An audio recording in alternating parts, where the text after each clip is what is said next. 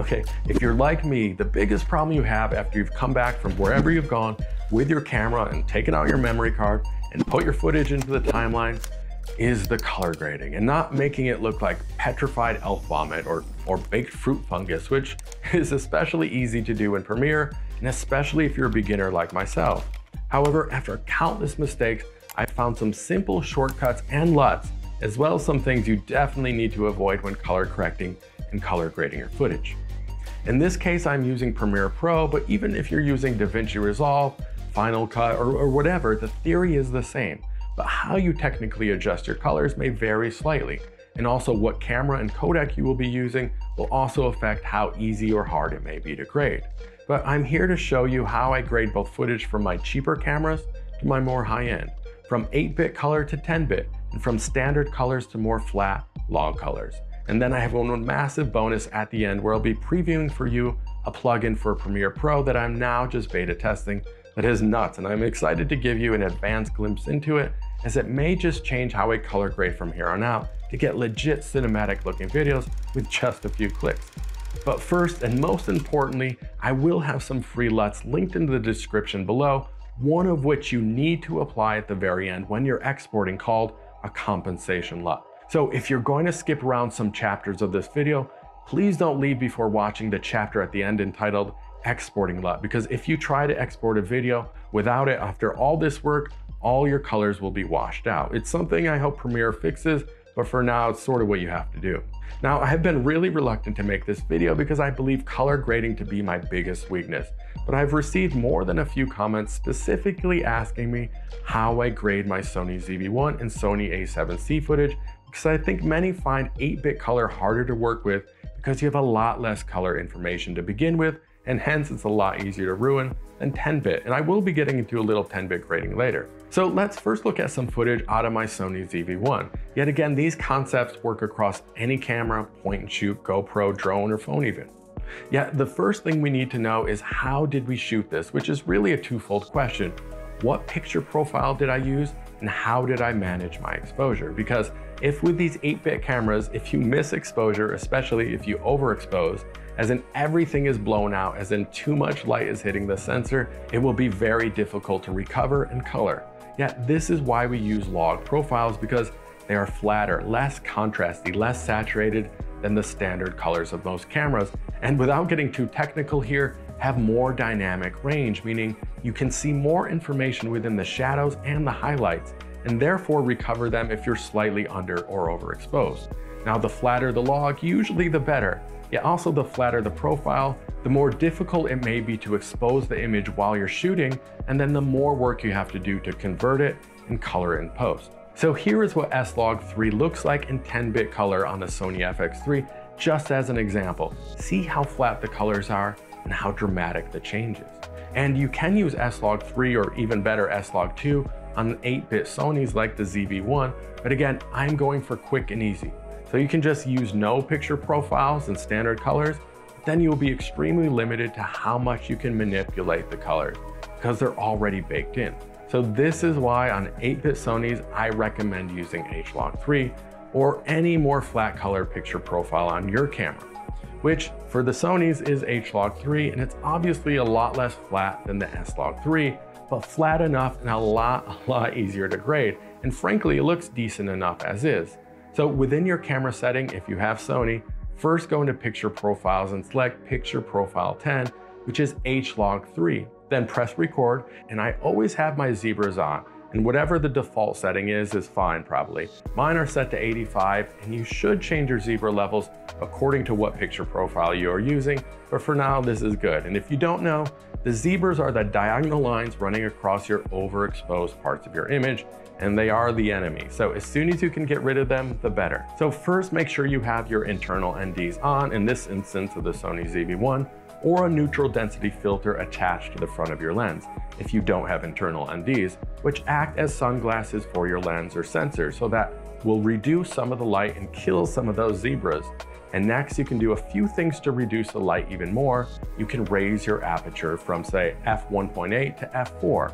And the higher this number is, the smaller the hole will be around your lens, which again will be reducing the amount of light hitting your sensor. However, that will also reduce the depth of field, which will decrease how blurry your background is. So I love shooting wide open with a fast aperture, a low f-stop, usually because I think that's what communicates to my eye that I'm not looking at someone's action cam or phone where everything is in focus. So what I do, and it breaks a few rules, and you'll have to be in manual mode, but I like to raise my shutter speed if I have to, which breaks the 180-degree rule, which is where your shutter speed doubles your frame rate. So normally I shoot in 4K at 24 frames per second. So the 180-degree rule says I should double my frame rate, shoot at roughly 50 or 1/50th. So you can have that realistic motion blur. This is a complicated subject that I don't want to go too deep into, but if you're vlogging or just creating casual content and not filming a proper movie, you can get away with raising your shutter speed higher because I'd rather have less motion blur if it means my image is not overexposed. Because again, trying to color grade blown out clips is almost impossible. I am, for this instance, also in auto ISO, which is something most pros tell you to stay away from, but I guess I like breaking rules. So long story short here, shoot your 8-bit in HLG3 is my recommendation, and make sure you're properly exposing your footage, however you manage to do that, because it will make color grading so much easier. Now let's put that footage into Premiere Pro again and look at a few simple ways to make this image better. And first, we start by color correcting, which is making the image look like it does in real life before we add a color grade, which is an artistic effect that is meant to convey an emotion that is meant to heighten reality for the sake of the story. So warmer color grades may convey warmer emotions, whereas cooler temperature colors may convey more sterile, colder emotions. So HLG3 is flatter than real life, but not by much. So really just by bumping up the contrast and saturation is almost enough. So I will show you how to do that simply. So in Premiere Pro, after you've imported some of your footage, let's open up the Lumetri color panel. If you don't see it, go into Window and make sure it's ticked. I will be doing everything in this panel and will not be worrying about scopes. Okay, so now we start with our basic correction, and we've got our saturation, which can go all the way up, obviously, and all the way down, not so good. But as HLG3 is just a little less saturated, so let's just go to 109 for now to see what that does. The next thing I do almost immediately is bring the highlights down. See, some of these highlights are clipped by my nose. There's ways around fixing that even more, but for now, I think I can bring the highlights way down. Let's see what that looks like for now. And you notice that the blacks are very soft, as in you can't see a lot of blacks. The way that you can help improve that is the contrast, the shadows, or the blacks. So if you bring the contrast up, that brings sort of generally all the darkens the whole image. So let's bring the contrast up. Let's bring the black down. That's actually making the blacks more black. With the whites, I tend to bring the whites down too, because if you bring the whites up, look how it gets overexposed again. So bring the whites down a bit. And then with shadows, shadows is another thing that helps your dark. So look what happens when you bring them up, it looks flatter. So if you start with a flat color, maybe you can bring them down a bit. Okay, that's already looking better than it did. So the effects are on, effects are off, effects are on. Not bad, right? Or better. Could have a better face, but that's all I got to work with. Now let's get into curves. They are your friend, and you can do a lot with a white curve because it directly affects your highlights, midtones, and shadows. But since we already did this in basic correction, I'm going to leave this alone for now. But do play with it, as sometimes it's the first thing I work with, but again, not today, because I want you to notice this curve instead. And this is my most important tool, especially for skin tones, is the hue versus saturation curve, which allows you to reduce the saturation of specific colors. So for me, often I want a punchy saturated image, but I don't want my skin to be punchy and oversaturated. So I can use the ink dropper tool to select the color on my face, and as I do, you will see a dot in the color spectrum of that red-orange. And now I can just reduce the saturation of those reds. Often I will also hit the spectrum line itself around the green and blue because I want those colors to hold, to stay as they are. This is my secret to fixing skin tones without using Lumetri scopes, but there are tons of different ways to achieve good or better colors so things do look correct. Now that we have our footage color corrected, we can grade it if we so choose, or we can apply a LUT, which stands for lookup table, which is a preset grade of artistic adjustments to the color profile, and Premiere Pro has a bunch for you to choose from. So this is where you go. You go into the Creative tab and go into Look, where the LUTs are, and you will see a bunch of different looks, from ones with well-known movies like Wonder Woman, Matrix, to TV shows like Stranger Things, as well as film emulation LUTs. However, there is one LUT that I almost always use, and I'm not sure if it's because it's one of my favorite movies or I just really like what it does to the colors. So it's from Nicholas Winding Refn's 2011 film starring Ryan Gosling, Drive. But look what happens when I click it, right? Not so good. But simply go down to intensity and change it to your liking. And then when you go to preview other LUTs, they will all be at that intensity. So usually you don't want anything above 20%. Or let's go back to our original HLG3 footage, because again, the HLOG is not too flat. So let's just try to grade it with the LUT and see what happens. So here, let's choose a very popular color combination, which is often chided as well. But here, let's just go to teal and orange and see, and actually it's not that bad. So now we can tinker backwards and color correct it, which is another rule break, but highlights are definitely bad. Could you increase the contrast? Let me bring down the shadows a bit, bring down the blacks, maybe bring down the whites even more. Still highlights are still too bad. Now, let's see, look how bad those oranges are. So just as a note, let's see if I can change that skin tone a bit more. So let's get rid of that orange. See what happens. Yeah, see how now the water is this really cool bluey green, and my skin seems to be better. This is obviously a very creative effect that maybe I wouldn't use, but it is interesting. And then you look at what that looks like. Do you see there's much more magenta in there?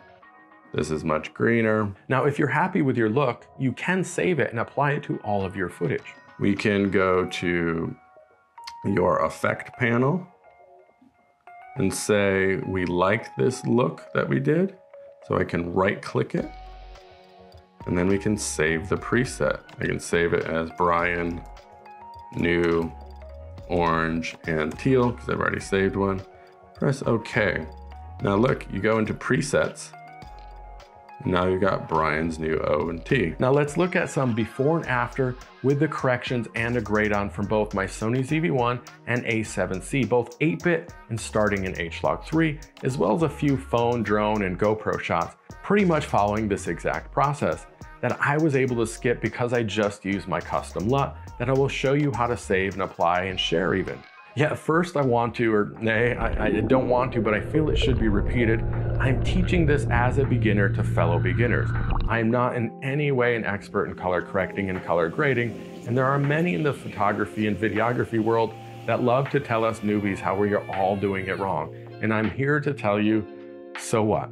Of course we are. We are doing everything wrong all the time, and simultaneously nothing wrong, because it's what we know. It's the paradox of the universe.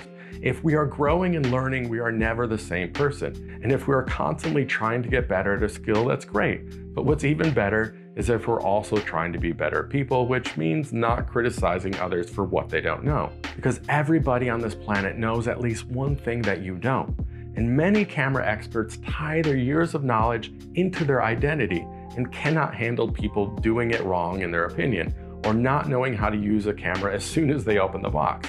So use standard colors if you want, use iMovies or Instagram to color your content, use DaVinci Resolve if you want, or like me, try to color on Premiere Pro and hope you get better each time. But never lose your beginner's mindset and never link what you've learned to who you think you are, or you may end up being the same person you are tomorrow as you were yesterday. So let's continue to perfectly fail and get better together. Now, rant over, but lesson is not, is I want you to see how to use and save LUTs, which is also showing you what color correcting S-Log3 can do and why I almost never use it. And even if you only have a ZV1, I think you should see the differences, as I will be comparing S-Log3, H-Log3, and S-Cinetone.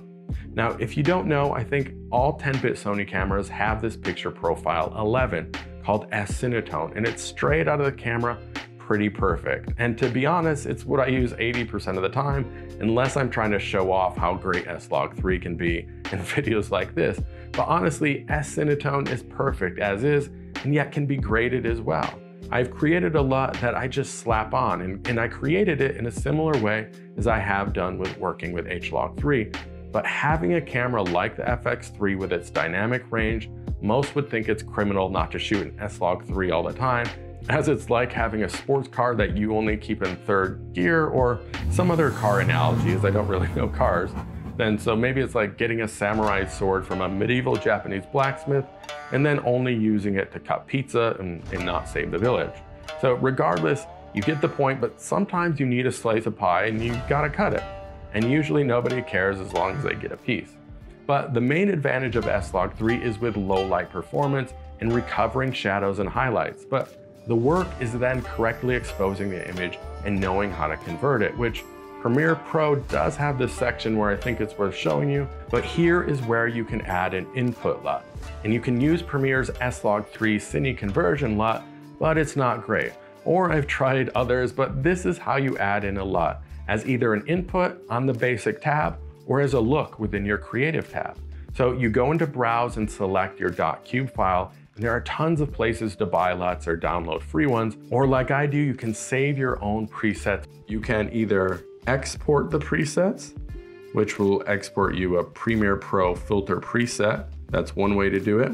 Or if you want a cube file, you go back to your Lumetri color panel and see it has all your color settings here. You can right click that. Now you can export a cube file. So now that you've exported your .cube file to share, you can also put it on your camera if you have an FX3 or a monitor, which makes exposing your image in real time much easier.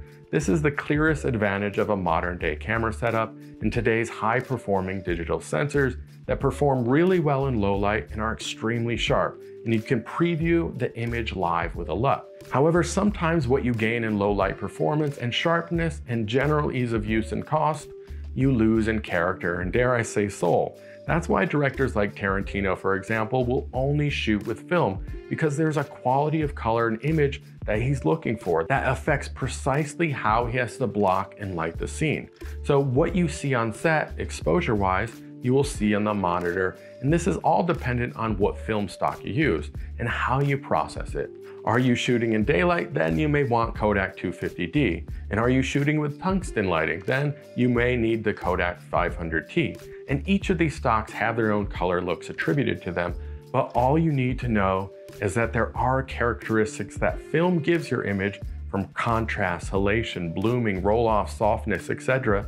And then you have the grain itself, these organic floating crystals that swim across your image, affecting the colors and how shadows refract through them. And that's why you could also do this process, which Denis Villeneuve did with Dune, where he shot it digitally using ARRI Alexas, but then transferred the footage to 35mm motion picture film and then scanned that back to digital to grade.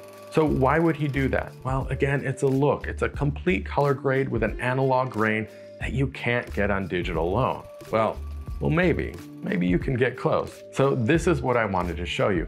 It's an amazing plugin for Premiere Pro that I'm beta testing now that is for film emulation. One of my favorite videos that I've done is when I attempted to do this exact process without a plugin by color grading and adding a film grain overlay to my video. I think the video came out well, but compared to this plugin, I am now realizing what a real film emulation is, as in how grain acts in shadows, midtones, and highlights is very different, and how it affects your colors across your image, which is a moving image, cannot be achieved by an overlay. This plugin is from Dehancer, and they are really putting in the work to make this effect as true to real film as possible. And with so many ways to manipulate your image and variations of film stocks to choose from, it's sort of mind-blowing. And although they are not launched yet for Premiere, you can buy it in Lightroom, Resolve, and other photo video software right now. I will be doing a full video honestly reviewing Dehancer for Premiere when it's ready. But if you want to check them out for the other programs, you can go to dehancer.com, and if you do purchase the plugin, you can get 10% off today by using my promo code BCAT for Brian Catalano. And I'm just really excited by the possibilities, as it also has inputs for converting both HLG3 and S-Log3. So you may not ever need to know how to color correct again, and you can just forget everything I told you. Well, kidding, sort of. But except this, how to export. So now that you've completed your color corrections and grade, there is one final and vitally important step that is super annoying, but we have to do it. And this is something I've learned only after several of my videos were published and they looked completely washed out. And I thought I was just color correcting wrong. Yet I realized everything looked normal on my computer, but horrible on my phone and TV. Because, and I won't get super technical here, but the color gamut display between what phones emit or how TVs broadcast are different than what Premiere displays on your computer. So you have to compensate with this LUT linked below. So let's just jump back into Premiere for when you are exporting. So click that Export tab, go down to Effects after you've named your file and changed the preset, which I do YouTube 4K, and then you go into Effects and Lumetri Look/LUT, and where it says None, go into Select and find this QT Gamma Compensation.q file and then add it. The strange thing is that it says no effect is applied, but trust me, it has. And then export. And if you don't believe it, export a short video to test it, one with effect LUT added and one without. So it's a weird issue with Premiere, and I'm not sure if people who use DaVinci Resolve have to deal with this. And again, I just want to nip any comment in the bud here, as I am sure Resolve is a better program to color with, but I have barely enough brain power left over from filming, editing, parenting, husbanding, and just general breathing and trying to stay regulated and hydrated that I'm not trying to learn a new program now, nor should you. Just go out and shoot, edit, color, and repeat. And I hope you continue to learn, grow, and avoid covering yourself in fresh elf bile. But seriously, thank you for your time and attention. I do hope you gained some knowledge here, and I have a bunch more videos just like this on the way, so consider following along and subscribing. All right, thanks guys, bye.